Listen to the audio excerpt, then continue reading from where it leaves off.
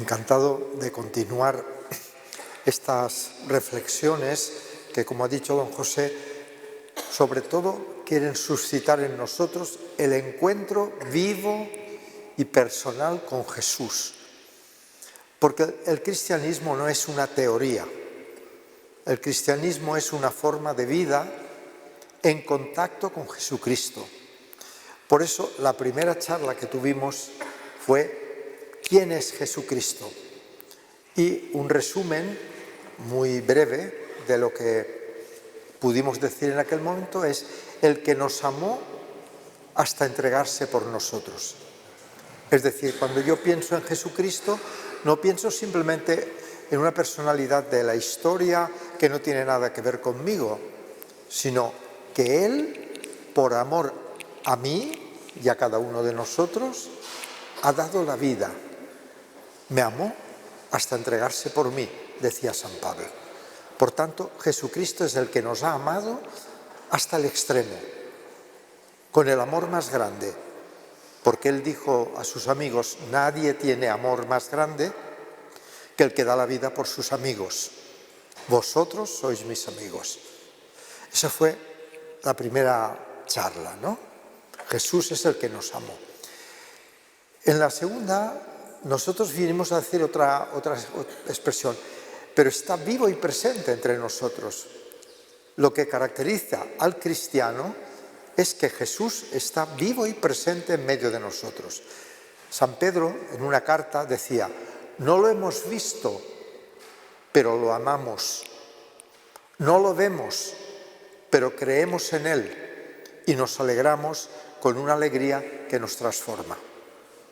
La característica del cristiano es que cree que Jesús, que murió por nosotros, resucitó y está presente en medio de nosotros.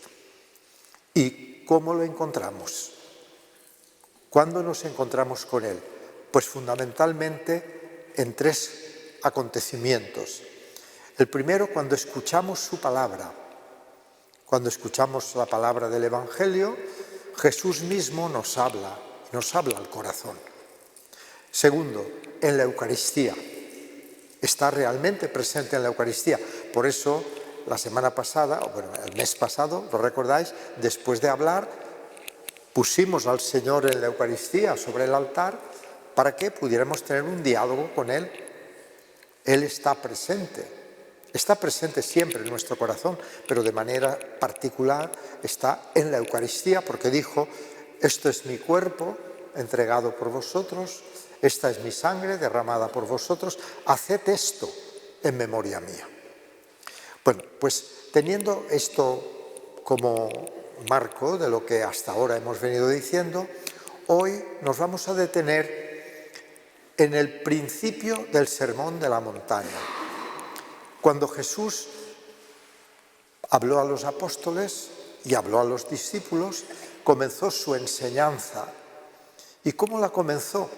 Pues de una manera sorprendente. En el Sermón de la Montaña, una multitud estaba siguiéndole a él, él subió un poco a un montículo que todavía, si se va a Tierra Santa, el monte de las bienaventuranzas, pero el monte, para recordar, se ha puesto una capilla arriba, pero seguramente donde predicó el Señor fue en la ladera del monte, que hay como un peñasco, como una especie de púlpito natural, desde el que el Señor enseñaría a esas personas que iban siguiendo sus pasos.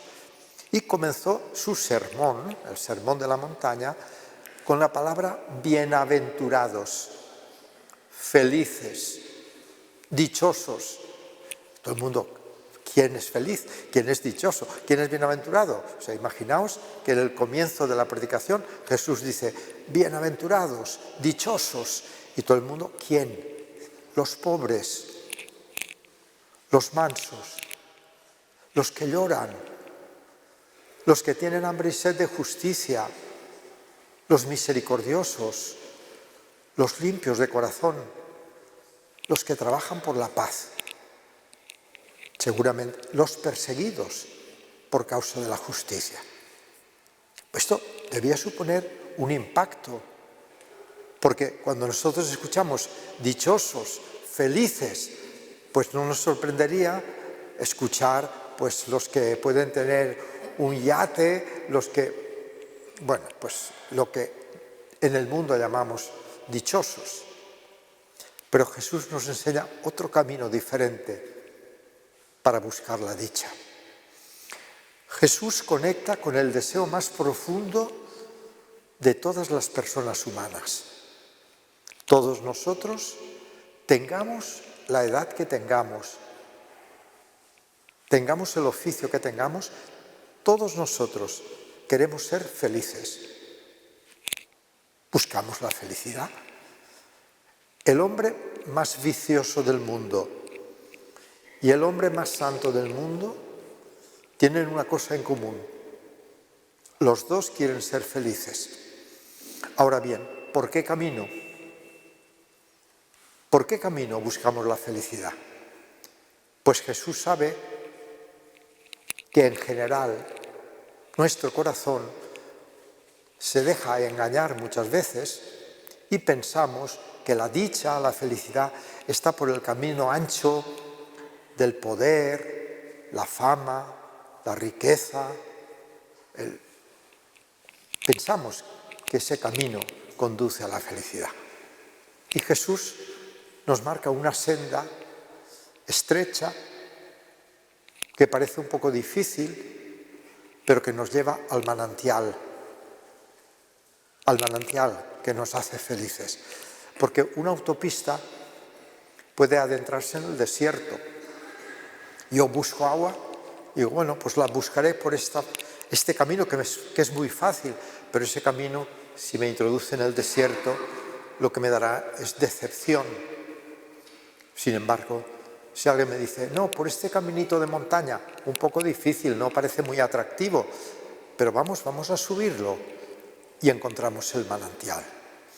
Ya en el Antiguo Testamento, el Señor, a través del profeta Jeremías, había dicho al pueblo de Israel, vosotros queréis buscar vuestra alegría en las cisternas agrietadas que no retienen el agua, y os olvidáis del manantial que soy yo.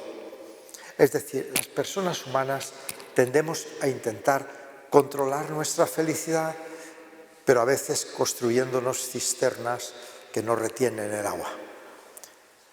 Yo siempre cuando digo esto recuerdo una película muy famosa de la historia del cine, titulada Ciudadano Kane, algunos de vosotros a lo mejor la habéis visto, en blanco y negro, que pues es un gran magnate americano que tiene pues muchísimo dinero, es dueño de un periódico, y este hombre, pues como tiene tantísimo dinero, pues se construye una casa llena de mármoles, de espejos, pero la verdad es que tú miras esa casa, la película se encarga de presentarla, y es grandiosa, pero es fría como una tumba.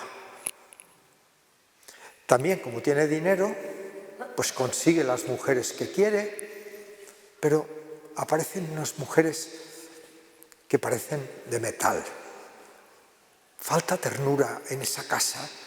En esa casa no hay humanidad, solo hay lujo, solo hay desenfreno, por decirlo de alguna manera.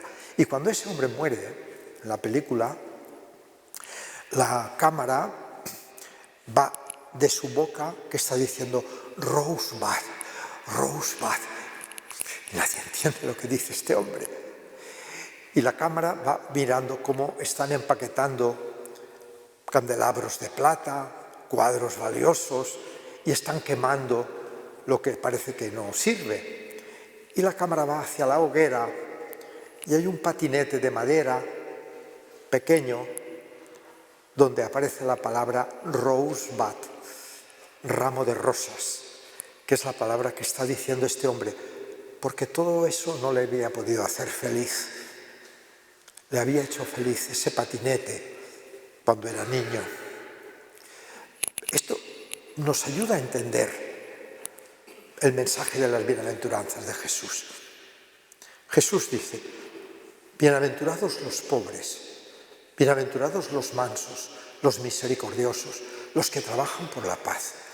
Y entonces nosotros, si queremos ser discípulos de Jesús, tenemos que preguntarle, Señor, pues enséñanos ese camino,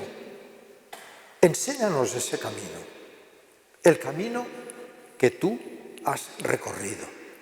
Porque las bienaventuranzas, en primer lugar, al decir los pobres, los mansos, los que lloran, los que trabajan por la paz, nos están diciendo, todos somos mirados con amor por Dios, pero así como a veces la gente considera despreciables a los pobres y a los marginados, para Dios son sus hijos preferidos. ¿Por qué? Las madres, las que tenéis vuestros hijos, sabéis que los queréis a todos. Pero si uno está débil, si uno está frágil, si uno ha tenido menos suerte, pues vuestro corazón de madre o de padre se inclina de manera especial a ese hijo que te necesita más. Pues las bienaventuranzas, así como en el mundo pensamos a veces, pobres desgraciados, pobres despreciados por el mundo, Jesús viene a decirnos, para Dios son sus hijos preferidos, dichosos, porque son amados por Dios. Pero también las bienaventuranzas, al decir Jesús, dichosos los pobres, los mansos, los perseguidos, está de alguna manera hablando de Él mismo. Las bienaventuranzas son como un retrato de Jesús. Son como su radiografía. ¿Por qué? Porque Jesús, siendo rico como Hijo de Dios, por nosotros se hizo pobre, nació pobre y murió pobre. Jesús fue manso y humilde de corazón. Jesús lloró por Jerusalén. Jesús sintió hambre de la justicia y de la salvación de Dios. Jesús fue misericordioso. Jesús fue limpio y transparente de corazón. Jesús fue pacificador. Jesús fue perseguido por causa de la justicia y murió fiel a su misión. Las bienaventuranzas con las que Jesús comenzó el Sermón de la Montaña, de alguna manera están diciéndonos cómo es Jesús, qué corazón tiene, qué sentimientos tiene, qué forma de vivir tiene. Y por eso para nosotros serán siempre una referencia. Y las bienaventuranzas podemos decir, sí, pero yo no las entiendo, yo no acabo de entenderlas, yo no acabo de identificarme con ellas. ¿Cómo puedo ser discípulo? Pues paso a paso. San Gregorio Magno fue un gran obispo y un gran padre de la Iglesia. Dice que las bienaventuranzas son como los escalones que nos ayudan a entrar en la eterna bienaventuranza.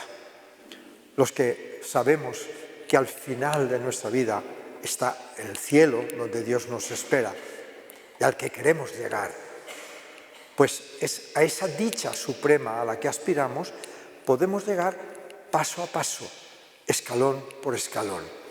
Y esto es lo que yo intentaré humildemente compartir también con vosotros, no todas las bienaventuranzas en este día, sino en los días siguientes. Hoy me voy a detener en dos bienaventuranzas. La primera que dice, dichosos los pobres en el espíritu, porque de ellos es el reino de los cielos. Y nos podemos preguntar, Señor, y esto es lo que después llevaremos a la oración, al diálogo con Jesús. Jesús, tú eres nuestro maestro. Tú nos has enseñado el camino que conduce a la vida.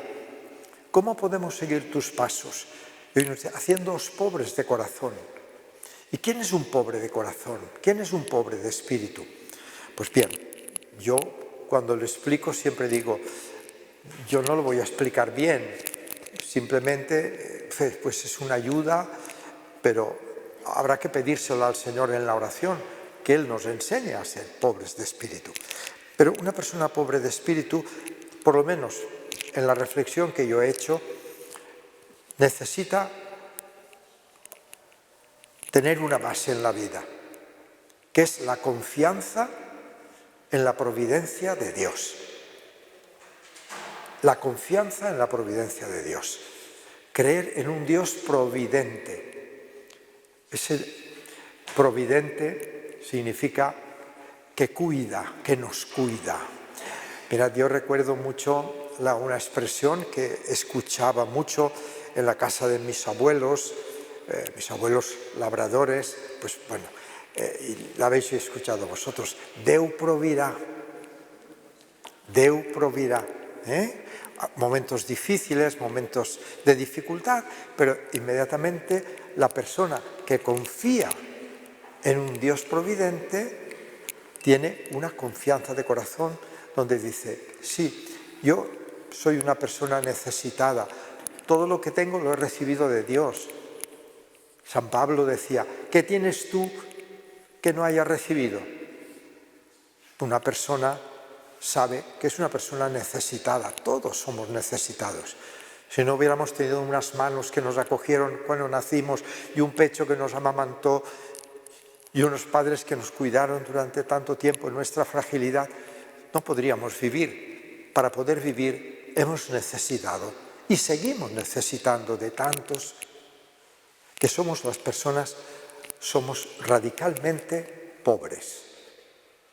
Entonces, una persona que vive esa necesidad, esa fragilidad, todos sabemos que nuestra vida pende de un hilo.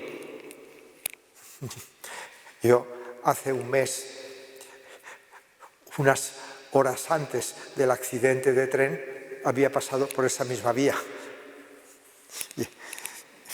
Y una de las personas que murió, pues la conocía yo mucho. Pero quiero decir, pues sí, nuestra vida pende de un hilo. Pero una persona vive estas situaciones con la confianza de ser mirado y cuidado por un Dios que es bueno, por un Dios que es misericordioso, por un Dios que nos cuida. El pobre en espíritu es la persona que dentro de sus limitaciones confía. Pero hay como 3 notas más, esa base, hay 3 notas muy importantes. La primera es que se siente y se reconoce pobre. Lo que más se opone al pobre de corazón, al pobre según el espíritu, es el arrogante, el autosuficiente, el orgulloso, el que mira al otro por encima del hombro. Jesús nos dejó esto muy claro en una parábola, la del publicano y el fariseo. El fariseo que entró en el templo, se puso delante del altar y dijo, Señor, te doy gracias porque hoy hago todas las cosas, las hago bien. Y no soy como ese que tengo detrás, que era un publicano. El Evangelio dice, ese hombre, no lo dice con estas palabras, pero es una traducción que a veces yo hago, ese hombre hizo el ridículo, luciéndose delante de Dios, ¿verdad? Luciéndose delante de Dios. Sin embargo, el publicano, que sin atreverse a mirar hacia arriba decía, Señor, ten piedad de mí, que soy un pobre pecador, ese hombre salió justificado, agradó a Dios. El pobre de corazón se reconoce una persona limitada, no autosuficiente, no arrogante, no desprecia a nadie, se siente pobre, se siente necesitado. Y esto es muy importante. Segundo aspecto, el pobre según el Evangelio es una persona que ama a los pobres y por tanto sabe compartir. Es una persona que no está obsesionada por acumular, por retener, por buscar solo su interés, por buscar solo para sí mismo. Es una persona que, disfrutando de los bienes que Dios le ha dado, tiene el corazón sensible, tiene el corazón abierto para compartir con el necesitado, en el que reconoce al mismo Cristo. Lo que hagáis a uno de estos mis humildes hermanos, a mí me lo hacéis. Lo que hagáis a uno de estos mis humildes hermanos, a mí me lo hacéis. Yo creo que esto el Papa León últimamente nos ha escrito una carta muy bonita donde viene a decir, para nosotros los cristianos, los pobres no son simplemente un número. A veces se hacen análisis de la pobreza en el mundo, que hay que hacerla, pero dice, para nosotros un pobre es la carne sufriente de Cristo que podemos tocar. Y cuando dice pobre, dice enfermo, una persona que está sola, una persona que está pasando un mal momento, una persona necesitada a la que yo puedo ayudar, con la que yo puedo compartir, con la que yo puedo, de alguna manera, es decir, abrirle las puertas de mi corazón para ayudarla. Yo pienso que en eso sí hemos de tener siempre el corazón muy abierto. El que es pobre de espíritu es una persona generosa y desprendida. Es una persona que sabe ayudar, que sabe compartir. Y en tercer lugar, pobre de espíritu es también la persona que sabe que si quiere seguir a Jesús tiene que tener el corazón libre y por tanto, si está muy pegada a los bienes de este mundo, tiene un freno que no le deja avanzar por el camino del Evangelio. Mirad, a mí me ha gustado mucho, ahora ya no puedo, pero la montaña, hacer travesías de montaña. Cuando uno quiere hacer una travesía de montaña, sabe que tiene que prepararse la mochila. La mochila necesitarás pues una esterilla, un saco de dormir, frutos secos, algún bocadillo, pero que si en la mochila tú te pones más de lo que necesitas, la mochila se convierte en un freno. Es decir, sería impensable cargarse una mochila de muchas cosas que no te impedirían hacer el camino, ¿no? Bueno, el pobre de espíritu es la persona que sabe que por imitar a Jesucristo, por ser un discípulo que tenga el corazón libre, por ser una persona que esté disponible para lo que el Señor le pida, vive una vida austera, vive una vida sencilla, ama la sencillez, no ama la ostentación, porque sabe que muchas veces cuando nosotros nos esclavizamos por la riqueza, somos esclavos. Y la riqueza a veces esclaviza. Y por tanto es una persona que sabe tener el corazón libre, que sabe tener el corazón abierto para lo que el Señor lo necesita, con lo cual es una persona que busca un estilo de vida sencillo, que no le ate, un estilo de vida que le permita vivir esa generosidad con el necesitado y ese reconocimiento de que las riquezas no pueden llenar mi corazón. San Agustín decía, Señor, nos has hecho para ti y nuestro corazón está inquieto hasta que te encuentre a ti. A veces nosotros pensamos que nuestro corazón queda satisfecho cuando lo llenamos de cosas, pero las cosas no satisfacen al corazón. El corazón solo descansa realmente cuando encuentra a Dios. Y muchas veces, en vez de vivir la búsqueda de Dios, podemos caer en la trampa de vivir para la búsqueda del dinero. En vez de servir a Dios, nos ponemos a servir al dinero. Y el Señor dijo, pues no podéis servir a dos señores. Por tanto, esta enseñanza de Jesús, aunque aparentemente nos choca, porque la verdad es que el camino que nos enseña Jesús es muchas veces un camino contracorriente. No es la senda ancha de la facilidad, de la comodidad, del tener, del placer, de la fama. No, es el camino de la sencillez, el camino de la humildad, el camino de la caridad, del amor a Dios y a los hermanos. Tenemos que pedirle al Señor con humildad: Señor, enséñame a ser pobre de espíritu.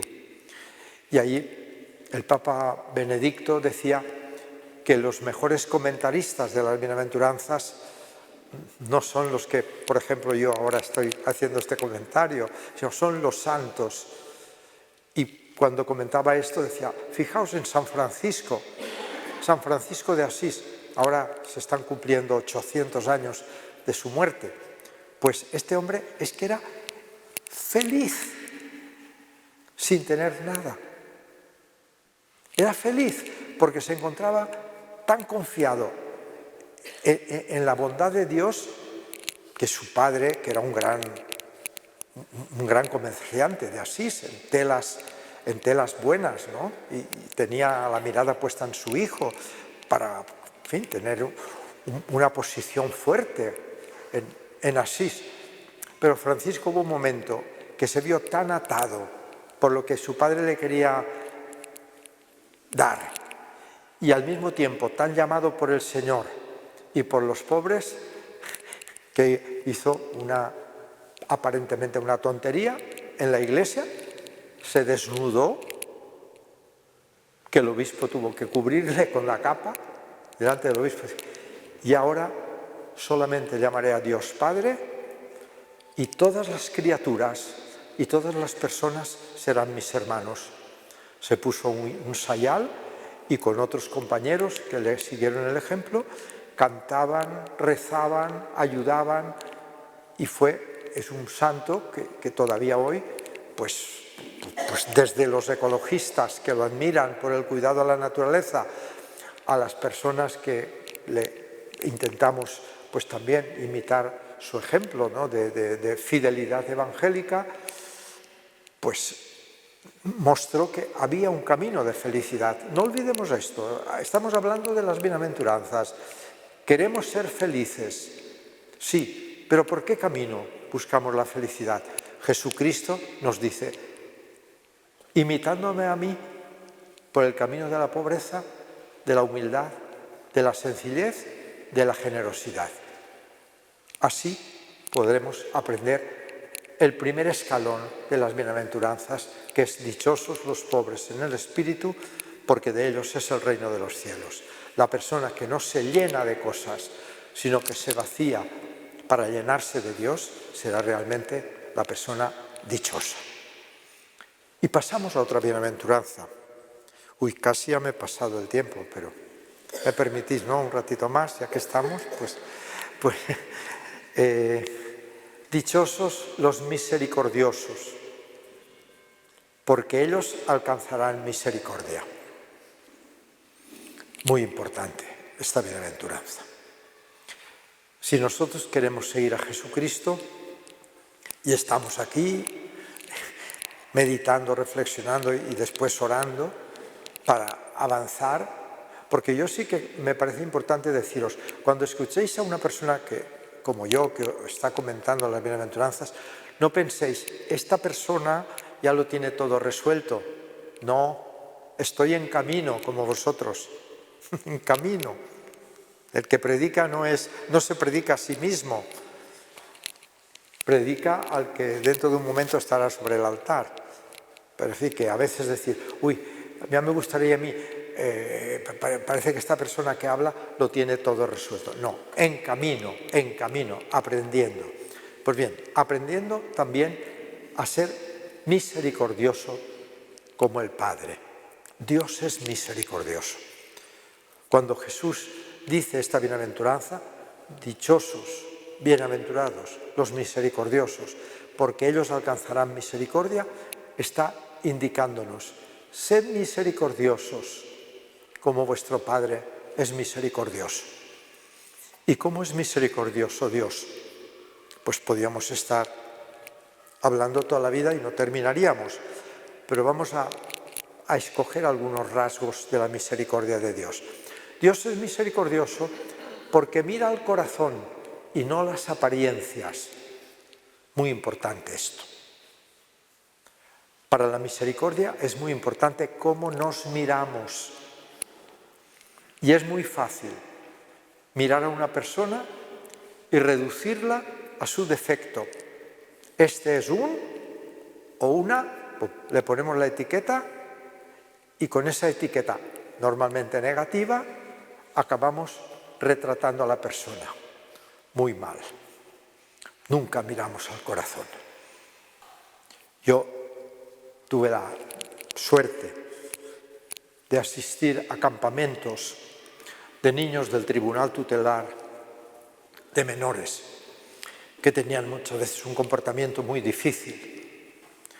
Pero cuando yo me enteré de las historias que había detrás de cada niño o niña, dije, si a mí me hubiera pasado eso, sería mucho peor. Hay que mirar el corazón. Era muy fácil decir, este niño es un gamberro, este niño es un maleducado, Cuidado. Dios mira al corazón. Dios no mira las apariencias. Y nosotros miramos muchas veces solo la apariencia. Cuando Jesús fue invitado por un fariseo a una cena, normalmente la cena no se sentaban en sillas como nosotros, se reclinaban como una especie de diván, no sé, bueno, así como unos cojines en el suelo, y tenían los pies hacia atrás y en círculo o semicírculo comían y conversaban.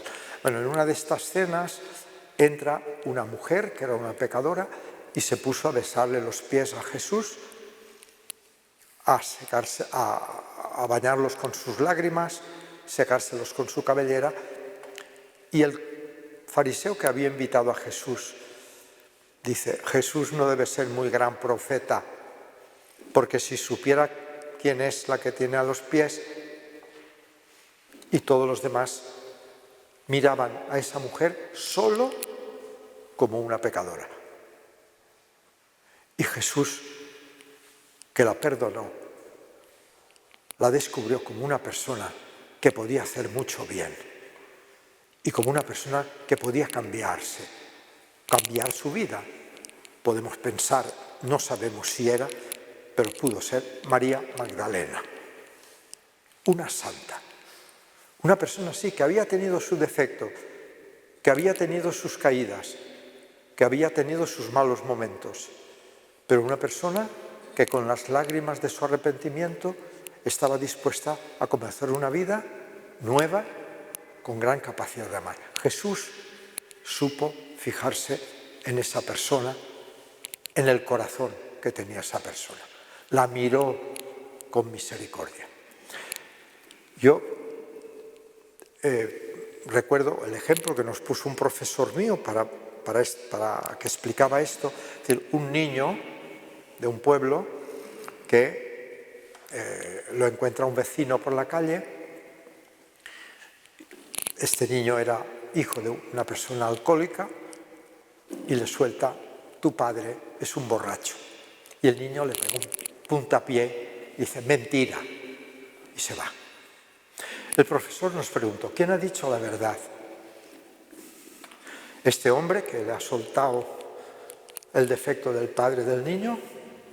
¿O el niño que ha dicho mentira y se ha marchado?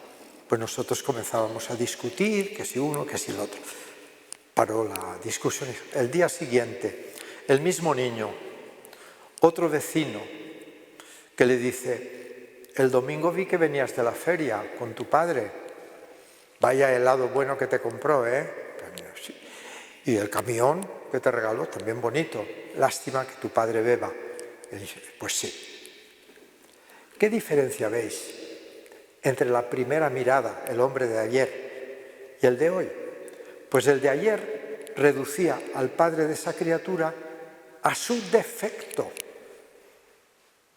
Y el niño se negaba a reconocer que su padre solo era un bebedor. Por eso dice, mentira. Como queriendo decir, mi padre es más. ¿Qué hizo el hombre que le dijo que su padre le había comprado el camión y que le había comprado el helado? Y que le dijo también que tenía un defecto. Y el niño lo acepta. ¿Por qué lo acepta? Porque esa persona mira enteramente a su padre.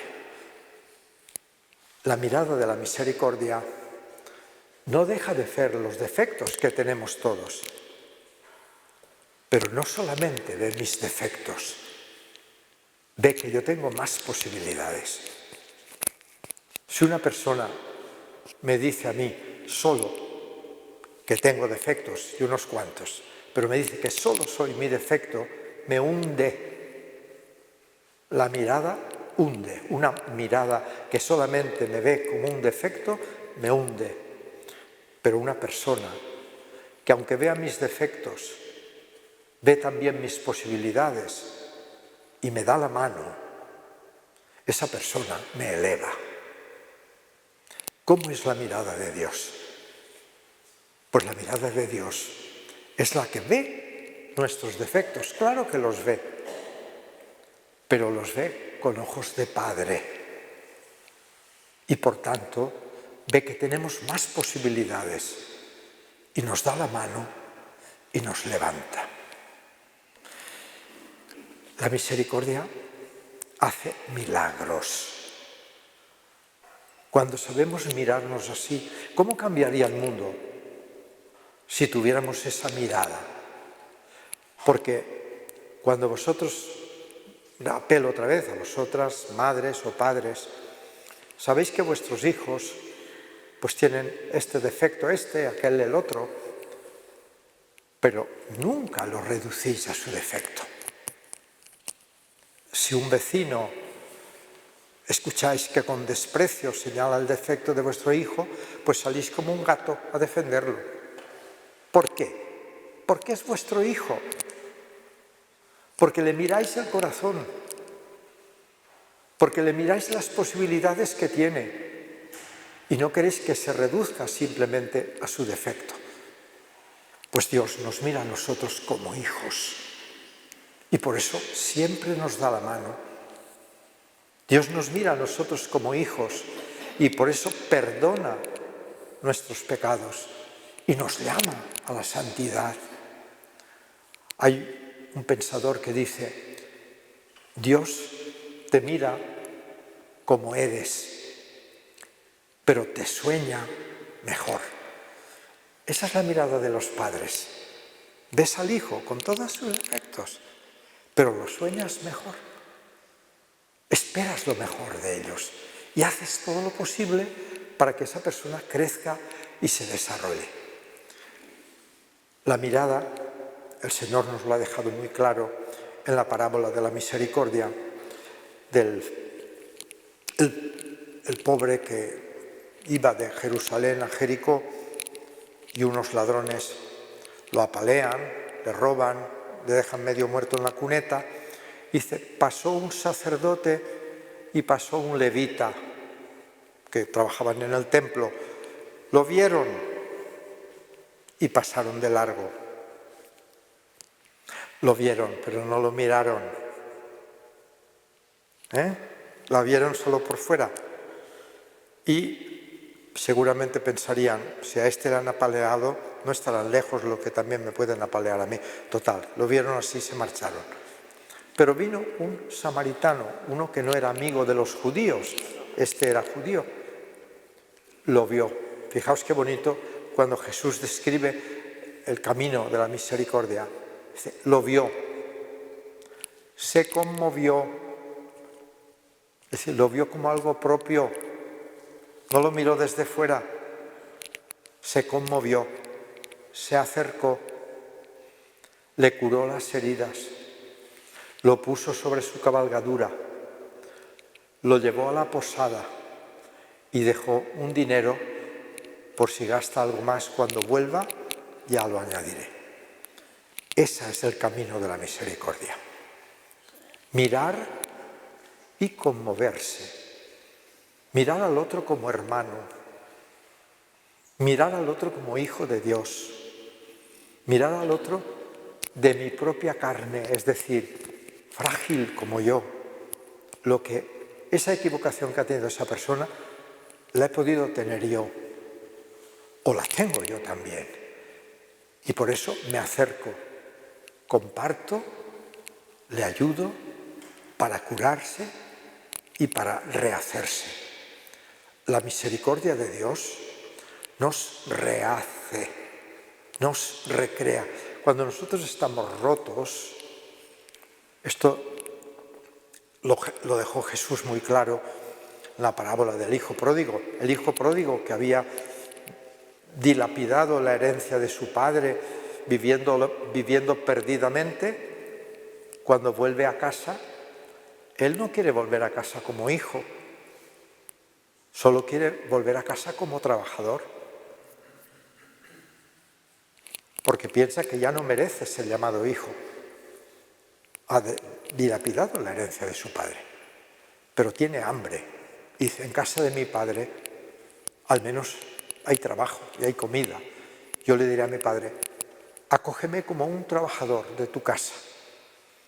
Pero la sorpresa que tuvo es que el padre lo estaba esperando, lo miró cuando todavía estaba lejos, lo abrazó, lo llenó de besos y no dejó ni que le hablara.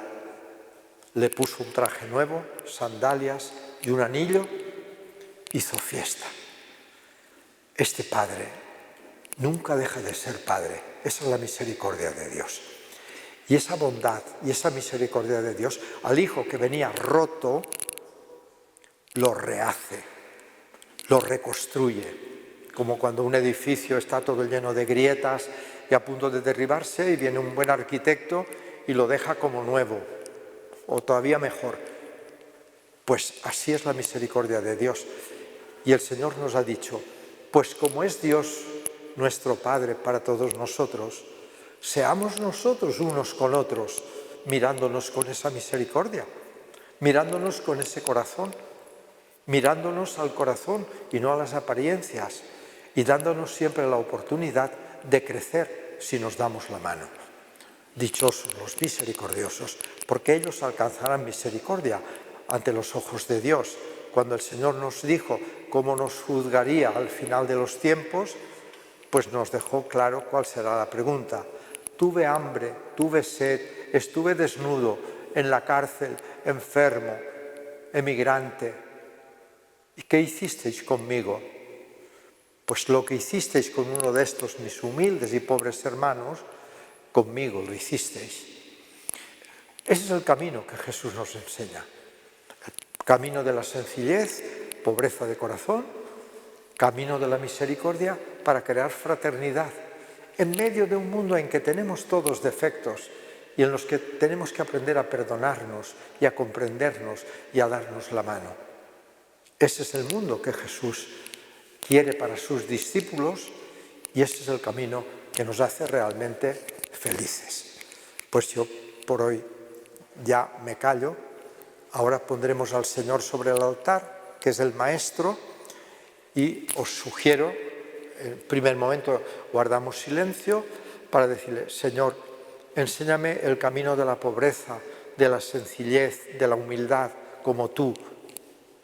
Y también, tú que eres misericordioso conmigo, enséñame a ser misericordioso con mis hermanos.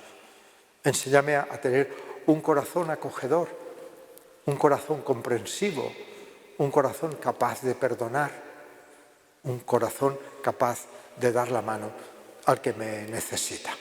Pues ojalá que el Señor, en esta conversación de tú a tú, que es mucho más importante que todo lo que yo os haya podido decir, es el diálogo que cada uno de vosotros y de vosotras podéis tener con el Señor, al que creemos realmente presente en el sacramento de la Eucaristía.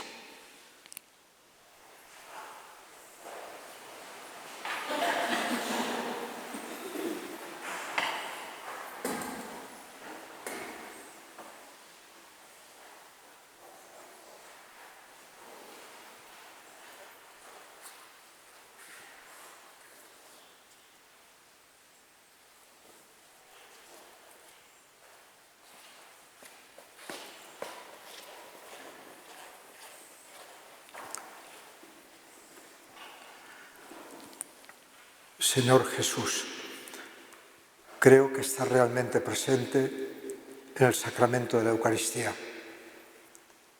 Creo que nos amas y que nos has amado hasta dar tu vida por nosotros. Aquí nos tienes, Señor. Somos tus discípulos que venimos a aprender de ti, que eres el único maestro. Y queremos aprender de ti el camino de la bienaventuranza. Ese camino estrecho que nos parece difícil y a veces imposible, pero queremos venir aquí a estar contigo para que tú nos hables al corazón y nos enseñes a ser sencillos y humildes de corazón como tú, pobres en el espíritu, confiando en la bondad y en la providencia de Dios nuestro Padre, confiando en ti que nos has enseñado este camino que nos hace libres, que no permite que seamos esclavos de las cosas, ni del prestigio, ni del poder, humildes como tú, sencillos como tú. Y enséñanos también, Señor, a ser misericordiosos como el Padre. Esa misericordia que tú mostraste acogiendo a pecadores y publicanos. Esa misericordia que no condenaba, sino que buscaba salvar lo que se consideraba perdido. Esa misericordia que convierte en santos a los pecadores, que nos permite superar nuestros defectos para crecer por el camino de tu seguimiento. Señor Jesús, enséñanos a ser misericordiosos, a tener un corazón abierto y una mirada que no juzgue, sino que acoja. Una mirada de hermano, comprensiva.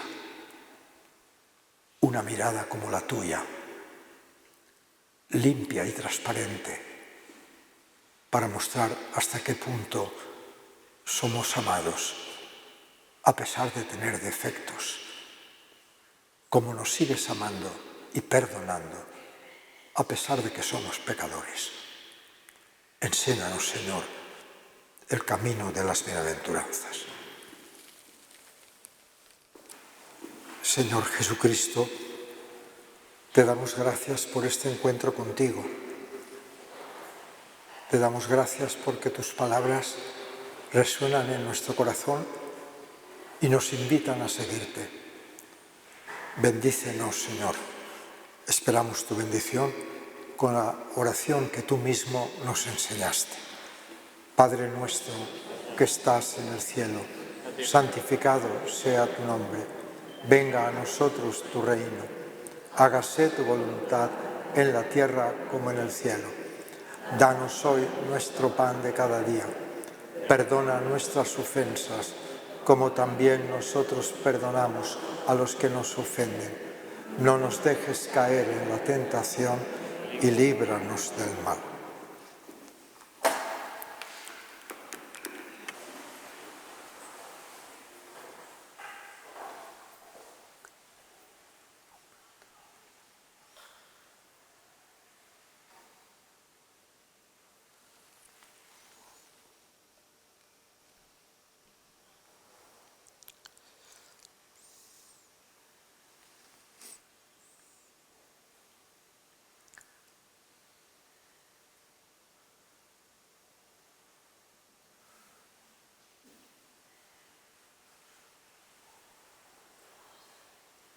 Terminamos con un Ave María a la Santísima Virgen. Dios te salve María, llena eres de gracia, el Señor es contigo. Bendita tú eres entre todas las mujeres y bendito es el fruto de tu vientre, Jesús. Santa María, Madre de Dios, ruega por nosotros pecadores, ahora y en la hora de nuestra muerte. Amén. Gloria al Padre y al Hijo y al Espíritu Santo, como era en el principio, ahora y siempre, por los siglos de los siglos. Amén. Pues hasta dentro de un mes, si Dios quiere, nos reencontramos, continuamos la meditación. Buenas tardes. Buenas tardes.